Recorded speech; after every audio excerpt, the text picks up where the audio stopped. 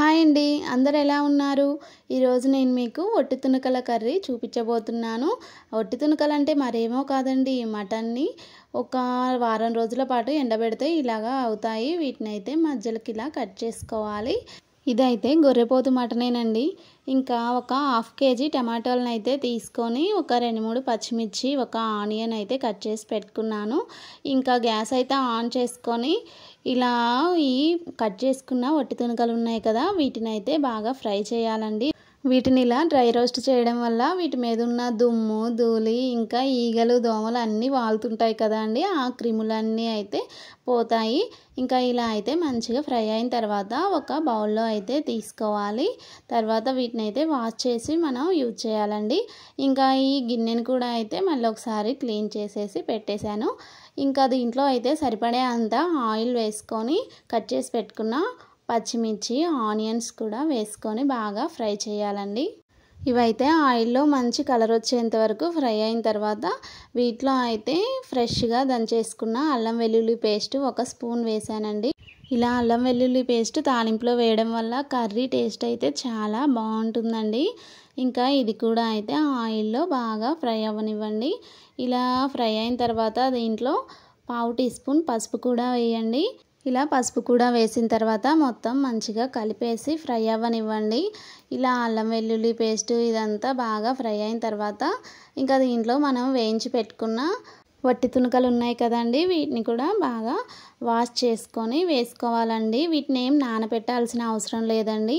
మంచిగా ఫ్రై అయిన తర్వాత ఇలా నీళ్ళల్లో ఒక్కసారి అలా కడిగేసి వేసేయండి, చాలా బాగుంటుంది. నానడం వల్ల దానిలో ఉన్న టేస్ట్ అంతా పోతుందండి. అందుకే నేనైతే ఇలా జస్ట్ కడిగేసి వేస్తాను. వీటిని అయితే మళ్ళీ ఒకసారి ఇలా ఆయిల్లో అయితే ఫ్రై చేయండి. ఇలా ఆయిల్లో ఫ్రై అవ్వడం వల్ల వీటి టేస్ట్ అయితే చాలా బాగుంటుందండి. ఇంకా ఇవి కూడా బాగా ఫ్రై అయిన తర్వాత మనం కట్ చేసి పెట్టుకున్న టమాటాలు ఉన్నాయి కదా, వాటిని కూడా వేసేసుకోండి. ఈ కర్రీ చేయడం అయితే నేను మా అమ్మ నుంచి నేర్చుకున్నానండి. మా నాన్న అయితే మా చిన్నప్పుడు ప్రతి వారం యాటలను అయితే కోసేవాడండి. ఇంకా వారానికి 3 రోజులు మటనే ఉండేది. ఇంకా ఇలా మిగిలిన మటన్ అయితే డ్రై చేసి పెట్టేసి మధ్య మధ్యలో కర్రీ కూడా చేసేవారండి. అప్పుడైతే నాకు దీని వాల్యూ తెలియదండి. ఎవరైనా అడిగితే కూడా చెప్పాలంటే మాది ఈ కర్రీ అని చాలా మొహమాటం వేసేదండి. మీరు ఒట్టి తునకలు కూడా తింటారా అనుకుంటారని. ఇంకా ఇప్పుడైతే వీటి వాల్యూ తెలిసింది. మనం వీటిని కొని ఎండబెట్టి చేయడం అంటే చాలా కష్టమని.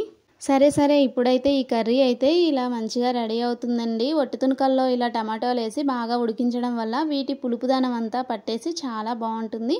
ఇంకా దీనిలో 2 టేబుల్ స్పూన్ల కారం, 2 టేబుల్ స్పూన్ల ఉప్పు కూడా వేసేయండి.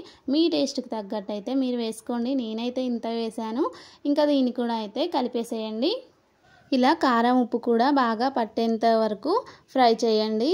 అసలు ఈ కర్రీ టేస్ట్ అయితే చాలా బాగుంటుందండి. స్మెల్తోనే మొత్తం తినేయొచ్చు. ఇంకా దీంట్లో అయితే సరిపడేంత వాటర్ వేసుకొని మూత పెట్టేయండి. ఈ వాటర్ వేయడం వల్ల ఒట్టి తునకలు అనేవి బాగా ఉడుకుతాయి. కర్రీ కూడా మంచి థిక్ గ్రేవీ వస్తుంది. టేస్ట్ అయితే చాలా బాగుంటుందండి. ఇంకా ఇదైతే ఇలా ఉడుకుతుంది కదా, ఇంకా నేనైతే చాలా కొంచెం దగ్గరగానే చేస్తాను ఈ కర్రీని అయితే. చెప్పాలంటే పచ్చి మటన్ కర్రీ కన్నా ఇలా ఒట్టి తునకల కర్రీ టేస్టే చాలా బాగుంటుందండి. ఇంకా ఈ కర్రీ అయితే ఇలా దగ్గర పడింది కదా, దీంట్లో అయితే 1 టేబుల్ స్పూన్ ధనియాల పొడి, 1/2 టేబుల్ స్పూన్ గరం మసాలా వేసుకోండి. ఇలా మసాలాలు కూడా బాగా పట్టేలాగా కలిపేయండి. ఇంకా ఈ కర్రీ అయితే ఆల్మోస్ట్ రెడీ అయిపోయినట్టేనండి.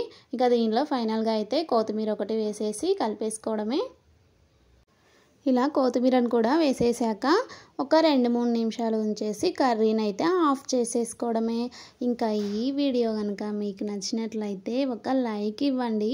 ఇంకా ఇలాంటి మరిన్ని సింపుల్ అండ్ టేస్టీ రెసిపీస్ కోసం మన ఛానల్ని సబ్స్క్రైబ్ చేసుకోవడం మర్చిపోకండి. మరొక వీడియోతో మళ్ళీ కలుద్దాం.